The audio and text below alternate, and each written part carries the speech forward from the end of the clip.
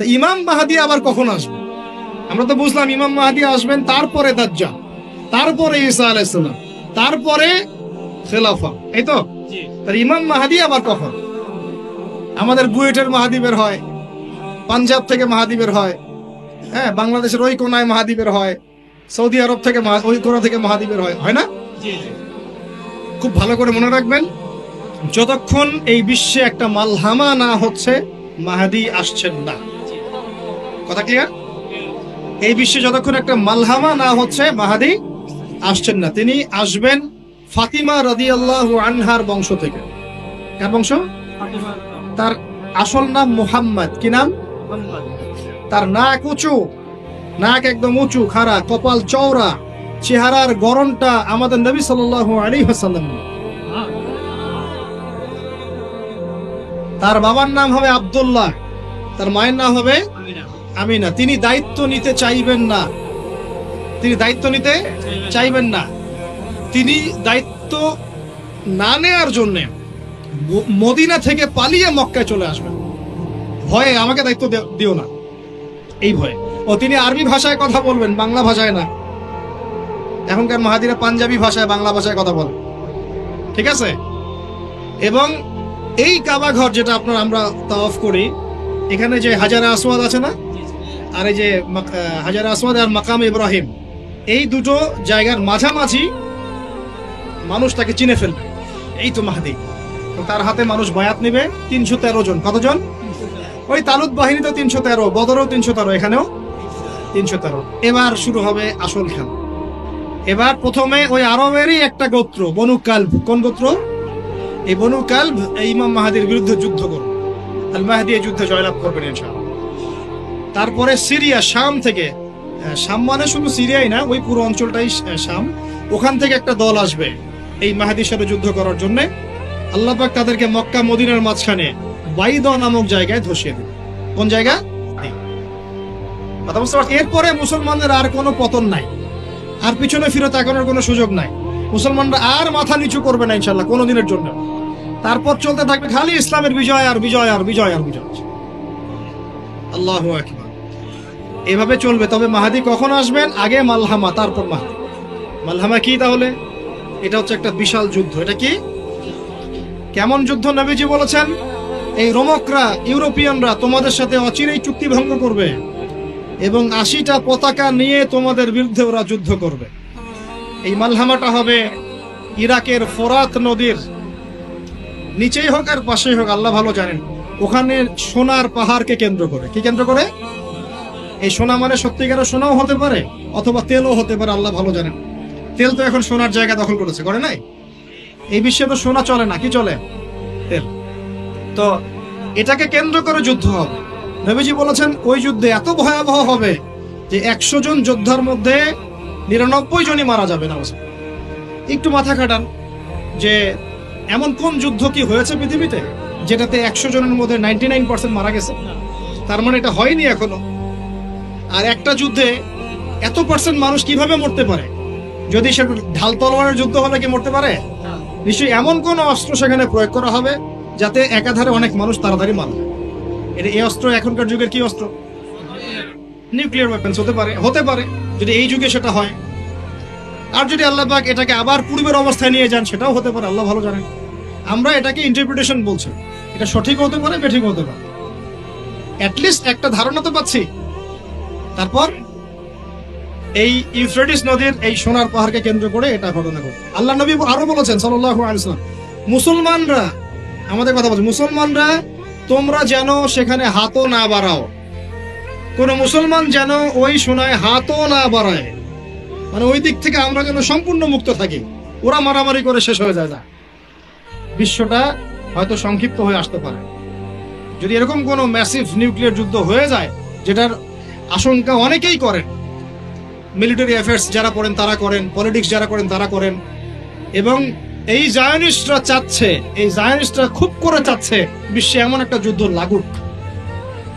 একবার ইউক্রেন রাশিয়ার ইস্যু তুলে দেয়, একবার সিরিয়ার ইস্যু তুলে দেয়, একবার আফগান ইস্যু তুলে দেয়, একবার ইরাকে ইস্যু তুলে দেয়, একবার প্রথম বিশ্বযুদ্ধ লাগায়, একবার দ্বিতীয়টা লাগায়। ওরা খুব করে যাচ্ছে যেন আরো একটা লাগে। এবার যদি লাগে তাহলে এটা কনভেনশনাল যুদ্ধ হবে না, এটা দেখবেন একটা নিউক্লিয়ার যুদ্ধ হয়ে গেছে। সেটা হয়ে গেলে ওয়ার্ল্ডের আয়তন আর এমন থাকবে কিনা আল্লাহ ভালো জানে। এগুলো ভাবতে হবে এবং আমাদের করণীয় ফিক্স করতে হবে। আর আমরা কি করছি বললাম, ওই যে নেইমার দিকে ফুটবল খেলছি। আমরা কি করছি, আমরা মাশাআল্লাহ তেল বিক্রি করছি ওদের কাছে, আমরা ওদের কাছ থেকে পেট্রো ডলার চুক্তি করেছি, ওদের সাথে বন্ধুত্ব করার চেষ্টা করছি। আর আল্লাহ পাক কোরআনে বলেছেন লা তাত্তাখিযুল ইয়াহুদা ওয়ান নাসারা আউলিয়া, ওই আয়াতটা থাক, ওটা খালি তেলাওয়াতের জন্য, আমল করার জন্য না। আমার কথা কি বুঝতে পারছেন? ওলামায়ে কেরাম তো নিশ্চয়ই বুঝতে পারছেন। তো এখন আমি যে বললাম যে সুদ ভিত্তিক অর্থনীতির সাথে আমরা যেন সম্পৃক্ত না হই, হারাম না খাই, ঘুষ না খাই, বা হারাম রিজিকে না যাই, তাহলে ইবাদত কবুল হবে না।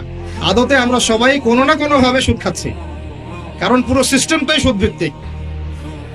এখন এখান থেকে আমাদের উদ্ধারের পথ কি? একটা আয়াত আমি বলতে চাই, যেটাতে আপনি আশ্বস্ত হবেন কিছুটা। আল্লাহ পাক বলেছেন সূরা তালাকের মধ্যে, ফাত্তাকুল্লাহা মাসতাতা'তুম, ফাত্তাকুল্লাহা মাসতাতা'তুম, তোমরা সাধ্যমতো আল্লাহকে ভয় করো। মানে ইচ্ছা করে আপনি সুদের সাথে সম্পৃক্ত হবেন না, অনিচ্ছাকৃত যদি লেগে যায় গায়ে ছিটা ফোটা আল্লাহ মাফ করে দেবেন ইনশাআল্লাহ। তাহলে ভাই আমরা যে মুসলিম পরিবারে জন্ম নিয়েছি, শুকরিয়া আদায় করতে হবে কিনা? তাহলে নামাজ পড়বো কিনা, রোজা রাখবো কিনা, পর্দা করবো কিনা, আমাদের পরিবারকে পর্দা রাখবো কিনা, বাচ্চাদেরকে আমরা কোরআন সুন্নাহ শেখাবো কিনা, আমরা নফল ইবাদত বাড়াবো কিনা, যাকাত দিব কিনা। বাংলাদেশে কিচ্ছু লাগবে না, কোনো বৈদেশিক ঋণেরও দরকার নাই, শুধু আপনারা যাকাত দেওয়া শুরু করেন। আমাদের স্যার আছে এখানে, উনি এই কথাগুলো আর উঁচু লেভেল পর্যন্ত পৌঁছাতে পারবেন, আমরা তো সব জায়গায় পৌঁছাতে পারবো না। কোনো বৈদেশিক ঋণের দরকার হবে না যদি আমি যাকাত দেওয়া শুরু করি। যাকাতের খাত কয়টা? 8টা। কয়টা? 8টা। খাতগুলো খুঁজে খুঁজে বের করেন, মুফতি সাহেবদের সাথে পরামর্শ করেন, দেখেন শুধু যাকাতের টাকা দিয়েই দেখবেন দারিদ্রতা দূর হয়ে গেছে ইনশাআল্লাহ। এটা প্রমাণিত অর্থনীতি, এটা কোনো কাল্পনিক অর্থনীতি নয়। আপনি উমর রাদিয়াল্লাহু আনহুর যুগে খুঁজে খুঁজে কোনো ফকির মিসকিন পাবেন না, পাবেন? উসমান রাদিয়াল্লাহু আনহুর যুগে আপনি খুঁজে খুঁজে মিসকিন পাবেন না। তাহলে তাদের সময় কিভাবে সম্ভব হলো, এখন কেন হয় না? কারণ হচ্ছে আমরা একে তো সুদ ভিত্তিক অর্থনীতির মধ্যে আছি, 1, 2 আমরা ওই যে পশ্চিমাদের এবং জায়নিস্টদের ঋণের জালে পড়ে গেছি, 2, আর 3 হচ্ছে আমরা যাকাত ছেড়ে দিয়েছি। মাঝে মাঝে আমরা দেই টুকটাক যাকাত মসজিদে, মাদ্রাসা, এখানে ওখানে, আর মনে করি যে আমি পাক্কা মুসলমান হয়ে গেছি।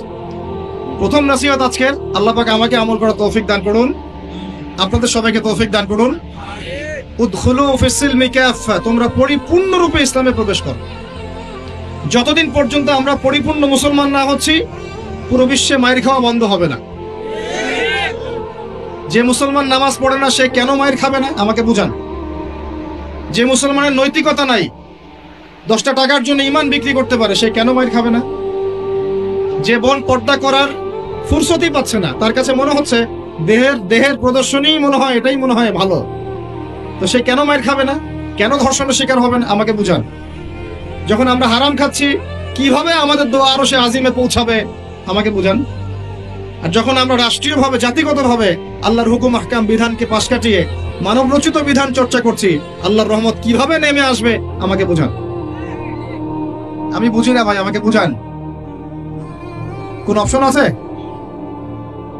একটা বিষয়ে কান খুলে শুনে রাখেন, আসন্ন সময়গুলোতে এই বিশ্বে শুধুমাত্র ইসলাম থাকবে, আর কিচ্ছু থাকবে না। আল্লাহ পাক এমন একটা প্রজন্ম অচিরেই নিয়ে আসবেন যারা এইরকম ইসলাম পালন করবে না, যারা 100% ইসলাম পালন করবে ইনশাআল্লাহ। তারা পরিপূর্ণ মুসলমানও হবে, ইসলামও পরিপূর্ণরূপে পালন করবে, আল্লাহর পথে দাওয়াতি কাজও করবে, প্রয়োজন হলে জিহাদও শরীক হবে। তখন দেখবেন ইনশাআল্লাহ এমন একটা প্রজন্ম আসছে, ওই প্রজন্মের কাছে এই জায়নিস্টরা বলেন আর পশ্চিমারাই বলেন, কেউ পেরে উঠবে না ইনশাআল্লাহ। আমি খোলামেলা কথা বললাম একদম, এই প্রজন্ম সামনে আসছে ইনশাআল্লাহ। আল্লাহর নবী বলেছেন এমন একটা জাইশ আসবে, যে জাইশ ফালা নি'মাল আমিরু আমিরুহা ওয়ালা নি'মাল জাইশু যালিকাল জাইশ, কতই না উত্তম সেই বাহিনীর আমির আর কতই না উত্তম সেই সেনাবাহিনী। পৃথিবীর কোন পরাশক্তি তাদের সাথে যুদ্ধ করে পারবে না। আস্তে আস্তে আস্তে আস্তে ওরা বাইতুল মুকাদ্দাস পর্যন্ত জয় করবে, কেউ ঠেকাতে পারবে। এখন বিশ্বের চিত্র দেখে কি আপনার এটা মনে হচ্ছে? এখন বিশ্বের চিত্র দেখে কিন্তু মনে হচ্ছে না। এখন বিশ্বের চিত্র দেখে মনে হচ্ছে সবকিছু আমাদের নেগেটিভ, আমাদের এগেনস্টে যাচ্ছে, তাই না? পুরো বিশ্বে আমাদের কোনো খেলাফত নাই। একটু বোঝেন, পুরো বিশ্বে আমাদের কোনো খেলাফা স্টেট নাই। খেলাফা স্টেট মানে কি? খেলাফা স্টেট মানে ওমর রাদিয়াল্লাহু আনহুর মতো শাসন, আল্লাহর রাসূলের মতো শাসন, উসমান, আবু বকর, আলীর মতো শাসন রাদিয়াল্লাহু আনহুম আজমাইন। মানে যে স্টেটের মধ্যে আল্লাহ পাকের লস ছাড়া অন্য কোনো লস চলে না। হ্যাঁ, কোনটা চলে? যেটা আল্লাহ এবং তার রাসূলের আইনের অনুকূলে সেটা চলে, প্রতিকূলে কোনো কিছু চলে না। এটা খিলাফা স্টেট। সেখানে যে আমির বা যে নেতা, সে আল্লাহর কাছে জবাবদিহিতায় বাধ্য, জনগণের কাছে জবাবদিহিতায় বাধ্য না। আমি কথা বুঝতে পারছেন? সেখানে বেশিরভাগ মানুষ কি বললো সেটা বড় কথা না, আল্লাহ এবং তার রাসূল কি বললেন সেটা বড় কথা। মানে বেশিরভাগ মানুষ যদি বলে সুদ হালাল, তার মানে এই না যে হালাল হয়ে যাবে। বুঝতে পারছেন কথা? আর বেশিরভাগ মানুষ যদি বলে মদ হালাল, তার মানে এই না যে মদ হালাল হয়ে যাবে। মনে করে আপনি ভোটাভুটি দিচ্ছেন, ভোটাভুটি করছেন, এখানে বেশিরভাগ বললো যে মদ হালাল হোক, খাওয়া যাবে, ভালোই তো, বেপরদায় চললে ভালোই, আমরা মেয়েদেরকে দেখতে পারলাম, নাউজুবিল্লাহ। তারপরে সুদ হালাল হলে কি সমস্যা, সবাই খেয়ে আমরা খেলে কি সমস্যা? তো এখন বেশিরভাগ রায় এদিকে পড়লো, আর এই 10-5টা মুসলিম মিসকিন তারা বলছে না এগুলো হারাম। খিলাফা স্টেট মানে হচ্ছে ওই 10 জন মানুষের রায় গ্রহণযোগ্য হবে, এই 100 জনেরটা হবে না। কথা বুঝতে পারছেন কি পারছেন না? একটু শোরগোল করেন না, একটু মনোযোগ দেন। এখন পুরো বিশ্বে কি এমন কোন স্টেট আছে আপনার? আছে? কোথায় আছে? আবুধাবিতে, কাতারে, কুয়েতে? এই মাশাআল্লাহ, একটা কথা বলেছেন। খোরাসান, এখানে ট্রাই করছে, কত বছর যুদ্ধ করলো? 20 বছর। আমরা দোয়া করি আল্লাহ পাক প্রত্যেক মুসলিম রাষ্ট্রের রাষ্ট্রপ্রধানদেরকে শক্তিশালী করুন এবং তাদেরকে ইসলাম বোঝার তৌফিক দান করুন, তাদেরকে আল্লাহ পাকের জমিন আল্লাহর খলিফা হওয়ার তৌফিক দান করুন। দোয়া করতে কোনো সমস্যা? আল্লাহ পাক চাইলে আমাদের এই দেশটা এত উন্নত হবে, একদিন আমরা দেখবেন ইনশাআল্লাহ জাতিসংঘে ভেটো পাওয়ার দিব ইনশাআল্লাহ। যদিও এটা একটা কাল্পনিক স্বপ্নের মতোই, কিন্তু স্বপ্ন দেখতে দোষ আছে। তবে আমি নিশ্চিত, এটা আমি আমার কনফিডেন্স থেকে বলছি, ইমামুল মাহদী আসার সময় ইউনাইটেড নেশনস বলে কোনো নেশনস থাকবে না ইনশাআল্লাহ। ঈসা আলাইহিস সালাম যখন আসবেন তখন জাতিসংঘ বলে কোনো সংঘ থাকবে না ইনশাআল্লাহ। আপনাদের কি মনে হয় ঈসা আলাইহিস সালাম যখন আসবেন, এসে জাতিসংঘে গিয়ে বলবেন আমার খেলাফা রাষ্ট্র কায়েমের অনুমোদন দেন? আপনার তাই মনে হয়? সে বলবে যে আমাকে ডলার দেন, ডলার দিয়ে কেনাবেচা করব? হ্যাঁ, সে বলবে যে আপনার রেজুলেশন পাস করেন, আমি প্যালেস্টাইন থেকে, জেরুজালেম থেকে ইসলামী খেলাফত কায়েম করতে চাই, আমাকে সমর্থন দেন? তিনি কি এগুলো করতে যাবেন? আপনার মনে হয় তিনি এসে ওয়ার্ল্ড ব্যাংকে গিয়ে বলবেন আমাকে লোন দেন, IMF এ গিয়ে বলবেন আমাকে লোন দেন? তার মানে ওই সময় এগুলোর কোনো অস্তিত্বই থাকবে না ইনশাআল্লাহ। এটা বোঝাই যাচ্ছে থাকবে না ইনশাআল্লাহ। আমি কি বলবো আমি জানি না, কিভাবে বললে আপনারা বুঝবেন তাও জানি না, আর আমিও জানি না এসব বলে কি হবে। আমি শুধু চাই আপনাদের মধ্যে একটা সচেতনতা তৈরি হোক, যাতে আপনারা আপনাদের পরিবার এবং পরবর্তী প্রজন্মকে বোঝাতে পারেন যা পৃথিবীতে চলছে এগুলো জুলুম। এই জুলুমের অবসান অচিরেই ঘটবে যখন আল মাহদী আসবেন এবং ব্ল্যাক ফ্ল্যাগস, কালো পতাকাধারী বাহিনী বের হবে ইনশাআল্লাহ। যুদ্ধ করতে করতে করতে করতে এরা বাইতুল মুকাদ্দাস পর্যন্ত জয় করবে। আসবে, আল্লাহর বাহিনী আসবে, যখন আসবে আপনারা এমনিই বুঝতে পারবেন ইনশাআল্লাহ। ঠিক আছে? আর আমরা আমাদের পরবর্তী প্রজন্মকে বোঝাবো, জানাবো যে ইনশাআল্লাহ অচিরেই সেই বাইতুল মুকাদ্দাস আমাদের হতে যাচ্ছে ইনশাআল্লাহ। জাফর ইবনে আবি তালেব রাদিয়াল্লাহু আনহু আল্লাহর নবীর আপন চাচাতো ভাই, চাচা আবু তালেবের ছেলে। আলী ইবনে আবি তালেব, জাফর ইবনে আবি তালেব। জাফর ইবনে আবি তালেব রাদিয়াল্লাহু আনহু যুদ্ধ করতে গিয়েছেন মুতার যুদ্ধে। কোন যুদ্ধ? আল্লাহর নবী 3 জনকে সেনাপতি বানালেন, যায়েদ ইবনে হারেসা, আব্দুল্লাহ বিন রাওয়াহা এবং জাফর ইবনে আবি তালেব। কোন যুদ্ধে 3টা অধিনায়ক লাগে নাকি? একজন লাগে। তাহলে সাহাবীরা বুঝে ফেললেন যে আমরা এই যুদ্ধে গেলে শহীদ হব নিশ্চিত। কথা বুঝতে পারছেন? সবাই বিদায় নিয়ে চলে গেলেন। ওদের সৈন্য সংখ্যা প্রায় 2 লক্ষ। কত লক্ষ? মুসলিমদের সৈন্য সংখ্যা মাত্র 3000, মাত্র 3। আল্লাহ নবী বললেন যদি যায়েদ ইবনে হারেসা শহীদ হয়, আব্দুল্লাহ বিন রাওয়াহা তুমি পতাকা নিয়ে নিও। আব্দুল্লাহ বিন রাওয়াহা যদি শহীদ হয় তাহলে জাফর তুমি পতাকা নিয়ে নিও। জাফরও যদি শহীদ হয় তাহলে তোমাদের মধ্যে কোনো একজনকে তোমরা আমির বানিয়ে নিও। পরে আমির বানানো হয়েছিল সাইফুল্লাহিল মাসলুল খালিদ বিন ওয়ালিদ রাদিয়াল্লাহু আনহু, এবং তার হাতেই বিজয়টা হয়েছিল। পরে 3000 সৈন্য নিয়ে তিনি 2 লক্ষ সৈন্য ঠেকিয়ে দিয়েছেন। সুবহানাল্লাহ। জাফর রাদিয়াল্লাহু আনহু যখন শহীদ হন, প্রথমে তার ডান হাত পড়ে যায়। ওই যে দেখছেন না, এক বাবা হাত নিয়ে ঘুরছে বাচ্চার, আর এক হাত খুঁজে পায় না, দেখছেন না আপনারা? ডান হাত পড়ে গিয়ে বাম হাত দিয়ে তরোয়াল চালানো শুরু করলেন। ওই যুদ্ধ তখন সত্যিকারের যুদ্ধ ছিল, এই তোমাদের মতো কাপুরুষের যুদ্ধ না, যে 100 মাইল দূর থেকে মিসাইল ছুড়বো আর এখান থেকে আমি ঠাস করে মরে যাব। তখনকার যুদ্ধ ছিল ম্যান 1-on-1 ব্যাটল। তুমি সামনে অস্ত্র নিয়ে আসো, আমি সামনে অস্ত্র নিয়ে গেলাম, এরপরে দেখি কার কথা হবে। এমন ছিল না বিষয়টা, 1-on-1 ব্যাটল ছিল। আর তখন সাহাবীরা ছোটবেলা থেকে এগুলোতে প্রশিক্ষিত ছিলেন, নতুন না বিষয়গুলো, তারা ছোটবেলা থেকেই প্রশিক্ষিত ছিলেন, তীরন্দাজ ছিলেন, ঘোড়সাওয়ার ছিলেন তখনকার যুগের প্রেক্ষাপট। তো তারপর তিনি বাহাতে তরোয়াল চালানো শুরু করলেন, এক পর্যায়ে বাহাতও পড়ে গেল। এরপর এই থুতনি দিয়ে তিনি পতাকাটা ধরে রাখছেন। এরা মোতার যুদ্ধের ইতিহাসটা পড়ে দেখেন, থুতনি দিয়ে এভাবে পতাকাটা ধরে রাখছেন। পতাকার মান, পতাকার সম্মান। আর সেই পতাকা আমাদের হাত থেকে পড়ে গেল, আরবের লোকজন তাকায় তাকায় দেখতেছে, সারা মুসলিম বিশ্ব তাকায় তাকায় দেখতেছে। এই গুনাহের ভার আল্লাহর কসম আপনার আমার সবার উপর বর্তাবে, কোনো উপায় নাই, সবার উপর বর্তাবে। আল্লাহ যেন মাফ করেন, আল্লাহ পাক মাফ করবেন না। আমি আল্লাহকে চিনি, আল্লাহ পাক মাফ করবেন না এভাবে, যতক্ষণ পর্যন্ত না আল্লাহ পাক এগুলোর হিসাব নিচ্ছেন। কারণ ওলামায়ে কেরামকে জিজ্ঞাসা করে দেখেন, একটা মুসলিম রাষ্ট্রে যদি একজন মুসলিম নারীকে ধর্ষণ করা হয়, উঠিয়ে নিয়ে চলে যাওয়া হয়, রেপ করা হয়, অথবা একজন মুসলিম ভাইকে নির্মমভাবে হত্যা করা হয়, তাহলে ফতোয়া কি করা উচিত? তখন সবাই মিলে ওই জালেমের বিরুদ্ধে দাঁড়ানো ফরজ। যদি সে দাঁড়াতে না পারে, তার প্রতিবেশী দাঁড়াবে, সে না পারলে তার প্রতিবেশী দাঁড়াবে, আর যখন সেও পারবে না, পুরা উম্মাহ একসাথে মিলে দাঁড়াতে হবে। সেটা কি হয়েছে? করতে পেরেছি? পতাকা ধরে রাখলেন এইভাবে, পতাকা পড়তে দিলেন না। এক পর্যায়ে এক কাফেরের তরবারের আঘাতে তার শরীরটা দ্বিখণ্ডিত হয়ে গেল। এদিকে মদিনায় নবী সাল্লাল্লাহু আলাইহি ওয়াসাল্লাম খবর পেয়ে গেলেন। খবর পেয়ে বলছেন, এইমাত্র জাফর শহীদ হলো, এইমাত্র জাফর শহীদ হলো। সুবহানাল্লাহ। তখন তার চোখ দিয়ে পানি পড়ছে, তিনি জাফরের বাসায় চলে গেলেন, ছুটে চলে গেলেন জাফর ইবনে আবী তালেবের বাসায়। তার ছোট ছোট বাচ্চা ছিল। আপনার আমার বাচ্চা নাই? ছোট ছোট বাচ্চা, তাদেরকে বুকে জড়িয়ে কান্নাকাটি করছেন। সাহাবীরা বলছেন, ইয়া রাসূলুল্লাহ, আপনি আল্লাহর রাসূল হয়ে কান্নাকাটি করছেন? নবীজি বলে, এটা আল্লাহর রহমত, এটা আল্লাহর রহমত। যে কাঁদতে পারে না তার মন তো পাষাণ। জাফর শহীদ হয়ে গিয়েছে। তারপরে তিনি হাসলেন, আমাদের নবী হেসে উঠলেন। সাহাবীরা বললেন যে, আপনি একটু আগে কাঁদলেন, এখন হেসে উঠলেন?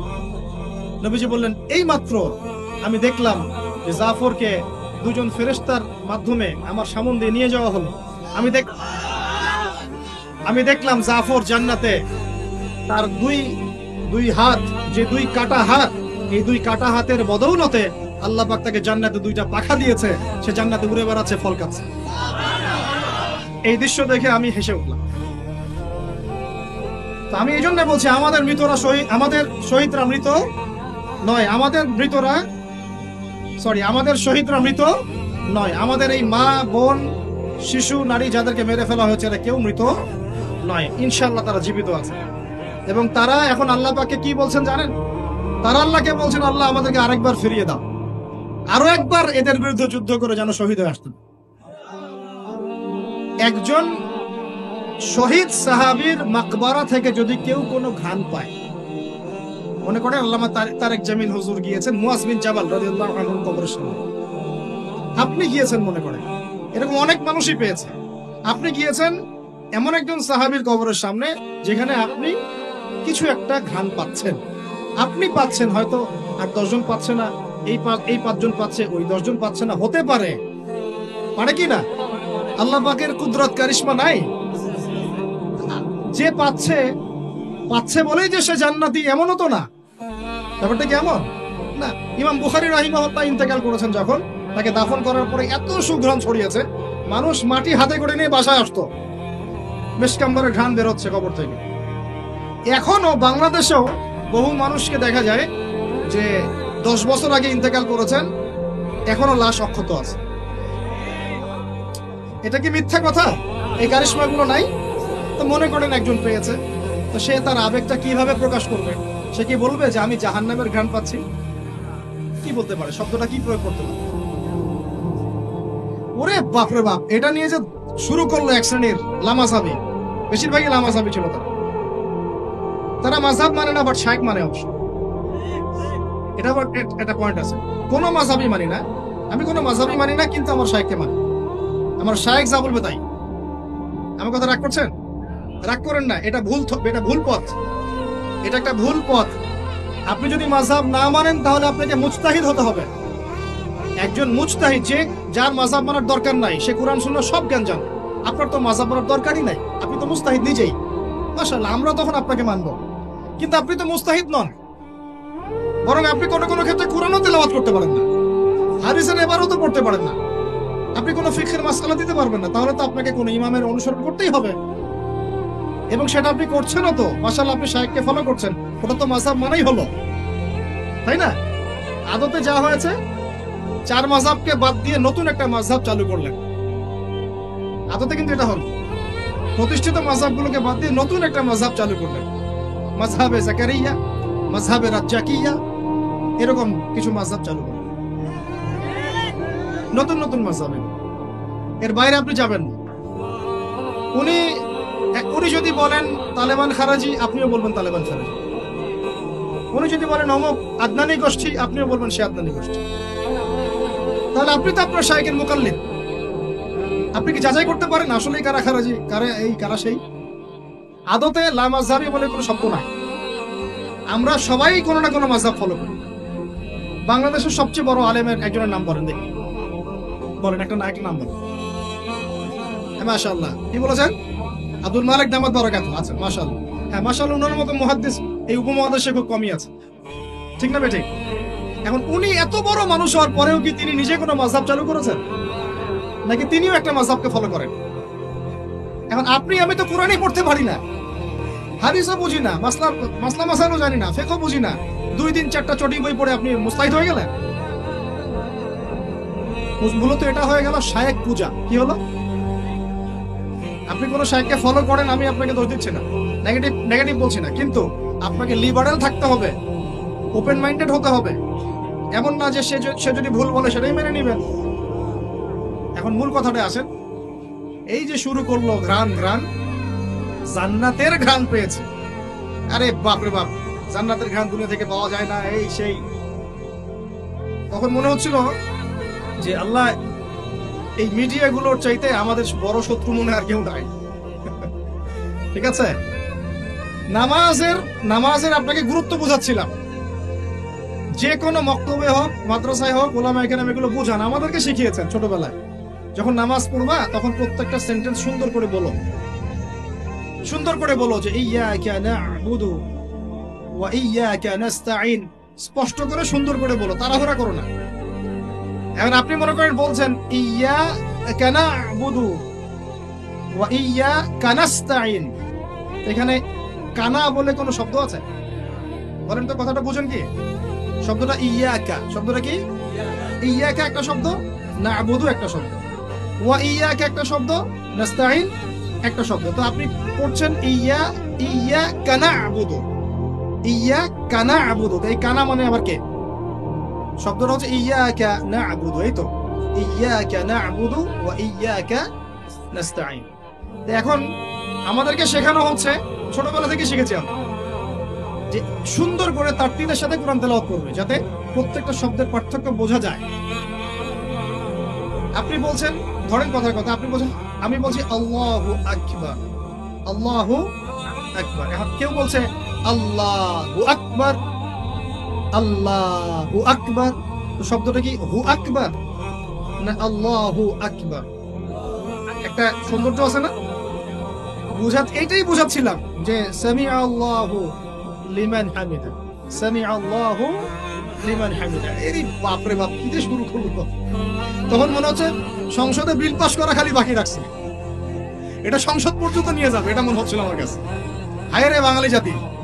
ভাই, মূল কথা আজকের লেকচারের, পুরো বিশ্বে আমাদের অবস্থা ভালো না, মূল জায়গায় থাকবেন, শাখা প্রশাখায় যাবেন না। আমাদের মূল জায়গা হচ্ছে পরিপূর্ণ ইসলাম পালন করব, নিজে করব, আমার পরিবারে প্রতিষ্ঠা করব ইনশাআল্লাহ, আমার বাচ্চাদের মধ্যে প্রতিষ্ঠা করব ইনশাআল্লাহ। আমরা উলামায়ে কেরামের মধ্যে কোনো বিভক্তি সৃষ্টি করব না, আমরা ইস্যু পাগল হব না, আমরা মাজলুমের পক্ষে থাকব, আমরা জালেমের বিপক্ষে থাকব।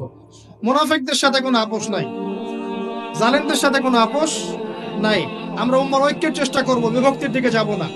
আমরা হালাল খাবো, আমাদের উপরে যারাই গভর্নমেন্টে আসুক আমরা আনুগত্য করব, আমরা আনুগত্য করব, আমরা তাদের সাথে বিদ্রোহে যাব, তাদেরকে ওয়াজ নসিহত করব, বোঝানোর চেষ্টা করব এবং জাতিগত ঐক্য ধরে রাখবো। হ্যাঁ, তারা যদি সরাসরি ইসলামের বিরুদ্ধে চলে যায় তখন যা করার তাই করবো, কিন্তু সরাসরি কি তারা ইসলামের বিরুদ্ধে যাচ্ছেন? যাচ্ছেন। অতএব এখানে আমরা কোনো ফাসাদ সৃষ্টি করব না, কোনো দরকার নাই ভাই। মুসলিম মুসলিম মারামারি করে এগুলো শহীদ না, মুসলিম মুসলিম লাঠি বৈঠা নিয়ে মারামারি করে এগুলো শহীদ হবে না, সাবধান, এটা সঠিক পথ নয়।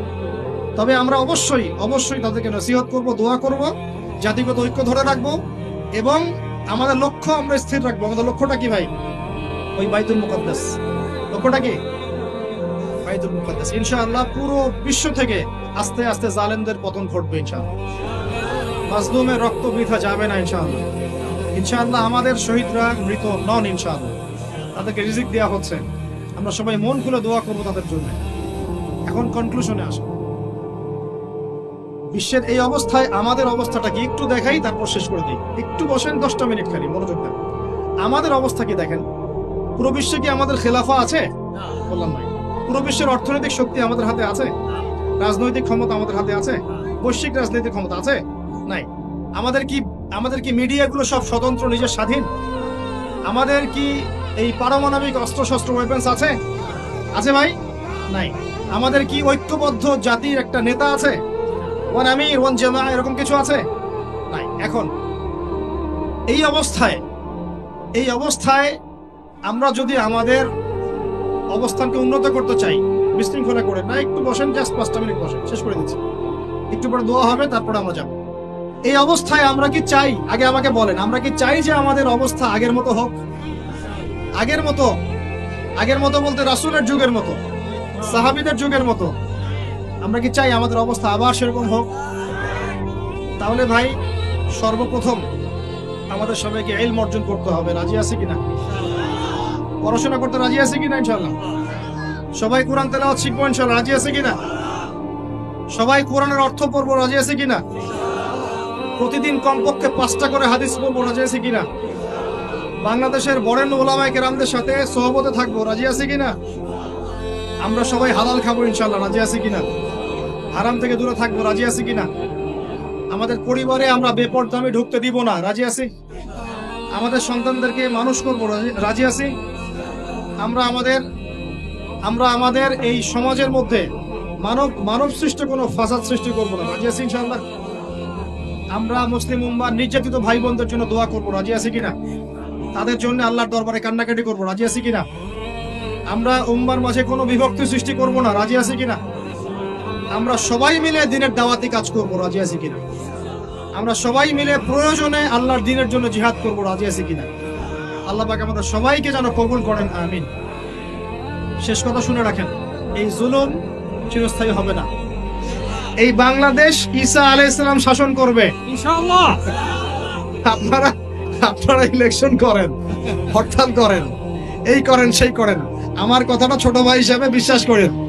আমি কোন দলের মানুষ না, আমি সবার শুভাকাঙ্ক্ষী। এই বাংলাদেশ ঈসা আলাইহিস সালাম শাসন করবে ইনশাআল্লাহ, ইনশাআল্লাহ। এই ভারত ঈসা আলাইহিস সালাম শাসন করবে ইনশাআল্লাহ।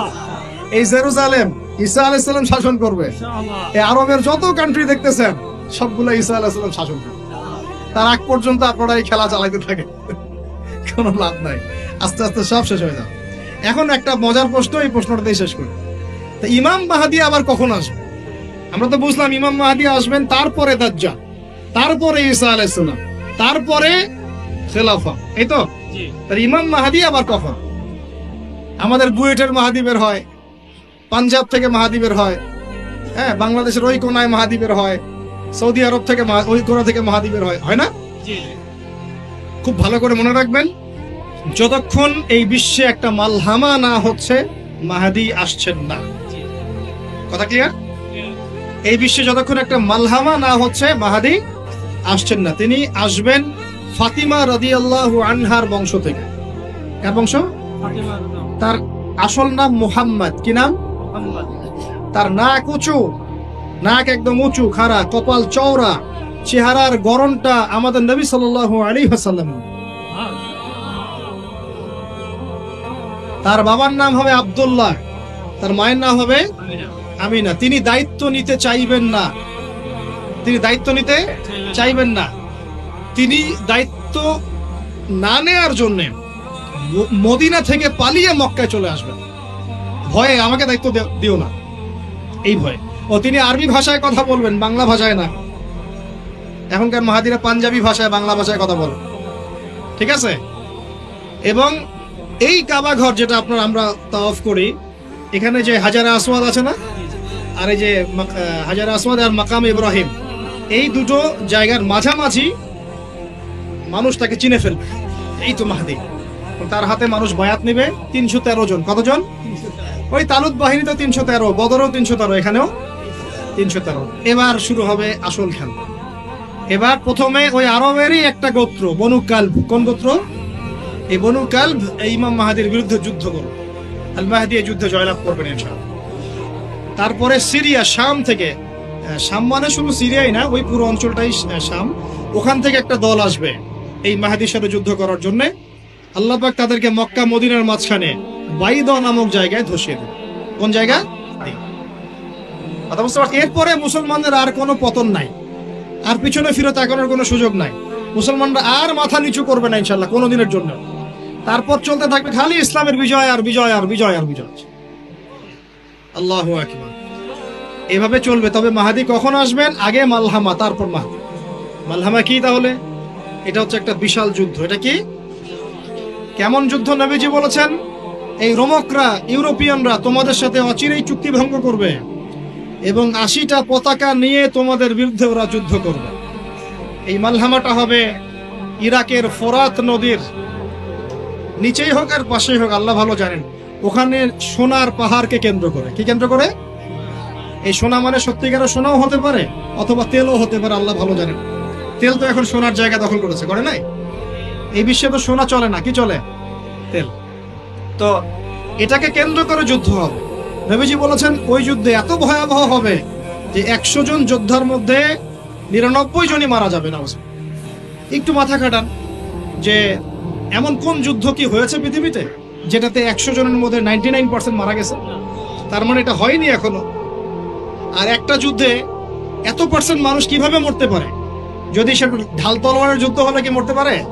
নিশ্চয়ই এমন কোন অস্ত্র সেখানে প্রয়োগ করা হবে যাতে একাধারে অনেক মানুষ তাড়াতাড়ি মারা যায়। এটা এই অস্ত্র এখনকার যুগের কি অস্ত্র? নিউক্লিয়ার ওয়েপন্স হতে পারে, হতে পারে যদি এই যুগে সেটা হয়। আর যদি আল্লাহ পাক এটাকে আবার পূর্বের অবস্থায় নিয়ে যান, সেটাও হতে পারে, আল্লাহ ভালো জানেন। আমরা এটাকে ইন্টারপ্রিটেশন বলছি, এটা সঠিক হতে পারে, বেঠিক হতে পারে, অ্যাটলিস্ট একটা ধারণা তো পাচ্ছি। তারপর এই ইউফ্রেটিস নদীর এই সোনার পাহাড়কে কেন্দ্র করে এটা ঘটনা ঘটে। আল্লাহ নবী আরো বলেছেন সাল্লাল্লাহু আলাইহি ওয়াসাল্লাম, মুসলমানরা, আমাদের কথা বলছে, মুসলমানরা তোমরা যেন সেখানে হাতও না বাড়াও। কোন মুসলমান যেন ওই সোনায় হাতও না বাড়ায়, মানে ওই দিক থেকে আমরা যেন সম্পূর্ণ মুক্ত থাকি। ওরা মারামারি করে শেষ হয়ে যায় না। বিশ্বটা হয়তো সংক্ষিপ্ত হয়ে আসতে পারে যদি এরকম কোনো ম্যাসিভ নিউক্লিয়ার যুদ্ধ হয়ে যায়, যেটার আশঙ্কা অনেকেই করেন। মিলিটারি অ্যাফেয়ার্স যারা করেন তারা করেন, পলিটিক্স যারা করেন তারা করেন। এবং এই জায়নিস্টরা চাচ্ছে, এই জায়নিস্টরা খুব করে চাচ্ছে বিশ্বে এমন একটা যুদ্ধ লাগুক। একবার ইউক্রেন রাশিয়ার ইস্যু তুলে দেয়, একবার সিরিয়ার ইস্যু তুলে দেয়, একবার আফগান ইস্যু তুলে দেয়, একবার ইরাকে ইস্যু তুলে দেয়, একবার প্রথম বিশ্বযুদ্ধ লাগায়, একবার দ্বিতীয়টা লাগায়। ওরা খুব করে যাচ্ছে যেন আরো একটা লাগে। এবার যদি লাগে তাহলে এটা কনভেনশনাল যুদ্ধ হবে না, এটা দেখবেন একটা নিউক্লিয়ার যুদ্ধ হয়ে গেছে। সেটা হয়ে গেলে ওয়ার্ল্ডের আয়তন আর এমন থাকবে কিনা আল্লাহ ভালো জানে। এগুলো ভাবতে হবে, আমাদের করণীয় ফিক্স করতে হবে।